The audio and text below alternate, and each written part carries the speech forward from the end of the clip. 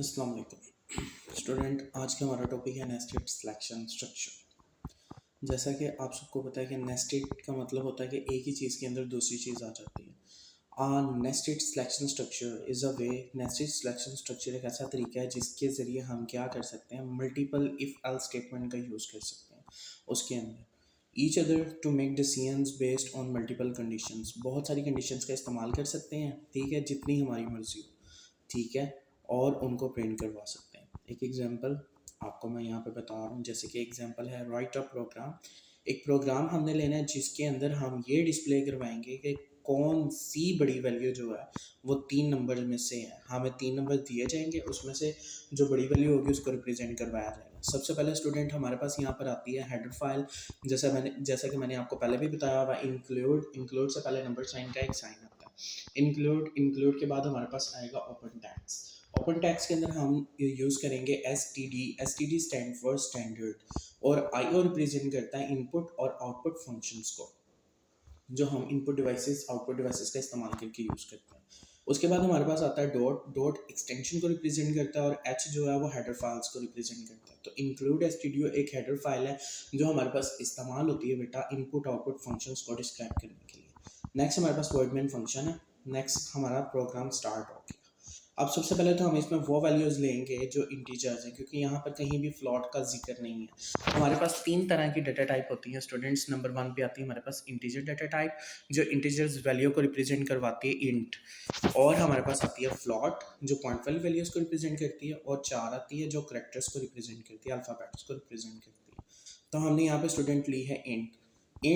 Int पे हमने 3 variables ले लिए हैं, क्योंकि उसने हमें ऊपर स्टेटमेंट में बोला है कि आपने 3 नंबर्स जो हैं वो देने हैं, जिसकी वैल्यू जो है वो यूज़र देगा, ठीक है। तो जब यूज़र हमें वैल्यू देता है तो हम स्कैन एफ स्टेटमेंट यूज़ करते हैं यूज़र से वैल्यू लेने के लिए, और आउटपुट में डिस्प्ले करवाने के लिए हमारे पास प्रिंट एफ स्टेटमेंट यूज़ होती है। नंबर 1, हमने यहाँ पर इंट जो है वो डाटा टाइप यूज़ की है, क्योंकि हमें इंटीजर्स वैल्यू चाहिए। और आगे हमने n1 n2 n3 ये वेरिएबल्स ले लिए, और वेरिएबल्स लेने के बाद स्टूडेंट हमने यहाँ पर सेमीकोलन का साइन यूज़ किया, जिसको टर्मिनेटर का साइन भी बोला जाता है। Next step, print F use करेंगे। प्रिंट एफ में हम लिखेंगे एंटर 3 नंबर्स। कोई से 3 नंबर एंटर्स करे, कौन करेगा ये नंबर्स एंटर? हम नहीं करेंगे, ये यूज़र करेगा जिसने इस प्रोग्राम का यूज़ करना है। n1 पे वो पहली वैल्यू एंटर करेगा, n2 पे वो दूसरी करेगा, n3 पे वो तीसरी करेगा। प्रिंट एफ के बाद हमारे पास जो स्टेटमेंट यूज़ हुई है यूज़र से वैल्यू लेने के लिए, वो स्कैन एफ हुई है। और स्कैन एफ का फॉर्मेट हमें ये बताता है, सिंटैक्स ये बताता है कि उसके अंदर सबसे पहले आप फॉर्मेट स्पेसिफायर का यूज़ करते हो।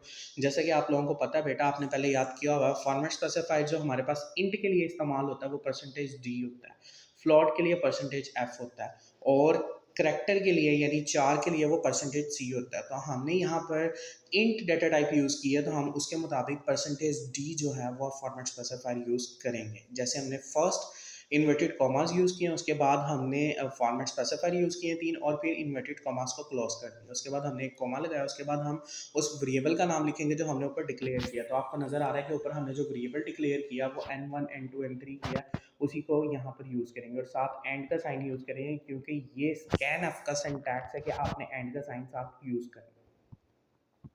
नेक्स्ट हमारी लगेगी कंडीशन। इफ़, अगर n1 जो है वो बड़ा है n2 से, या फिर n1 जो है वो बड़ा है n3 से, तो फिर प्रिंट क्या हो जाए, प्रिंट f हो जाए the largest number is percentage D n1, कि हमारे पास n1 जो है वो बड़ी वैल्यू है, क्योंकि n1 को हमने पहले ही यहाँ पर कह दिया कंडीशन लगा के कि n1 जो है वो n2 से भी बड़ा है, n3 से भी बड़ा है, तो फिर n1 ही बड़ी वैल्यू बनती है। लेकिन अगर ऐसा नहीं होता तो फिर हम इफ़ एल्स का यूज़ करते हैं, एल्स इफ़ का। उसके अंदर हम यूज़ करते हैं n2। अगर n2 बड़ा होता है तो वो n3 से भी बड़ा होगा और n1 से भी बड़ा होगा। तो प्रिंट एफ में क्या आज लिखा होगा, आउटपुट स्क्रीन पे क्या डिस्प्ले हो जाए, the largest number is percentage D. सबसे बड़ी वैल्यू क्या है, परसेंटेज डी की, और परसेंटेज डी में कौन सी वैल्यू आ रही है, कौन से वेरिएबल की वैल्यू आ रही है, n2 की वैल्यू आ रही है, तो n2 सबसे बड़ा नंबर होगा। लेकिन अगर ऐसा भी नहीं होता, n3 बड़ा होता, तो फिर हम क्या करते हैं, एल्स के बाद उस स्टेटमेंट को यूज़ करते हैं लास्ट पे थर्ड नंबर। अगर ये दोनों बड़े नहीं हैं तो फिर लास्ट वाला नंबर जो है n3 जो बचा है वो बड़ा होगा, तो फिर हम उस वैल्यू को यहाँ पे लिख देंगे, the largest number is percentage D inverted commas में, उसके बाद कॉमा और फिर n3। तो n3 वैल्यू जो है वो बड़ी आ जाएगी। अब ये यूज़र पे डिपेंड करता है कि वो कौन सी वाली वैल्यू जो है उसको बड़ी वैल्यू को एंटर करता है। या तो उसने n1 पुट किया, n1 पुट किया तो n1 वाली वैल्यू बड़ी होगी, लेकिन अगर उसने n2 वैल्यू पुट किया तो फिर n2, और अगर ये दोनों नहीं है, थर्ड वाली वैल्यू जो है वो उसने बड़ी वैल्यू पुट कर दी तो फिर n3 वैल्यू जो है वो मैसेज हमारी आउटपुट स्क्रीन पर आ जाएगा।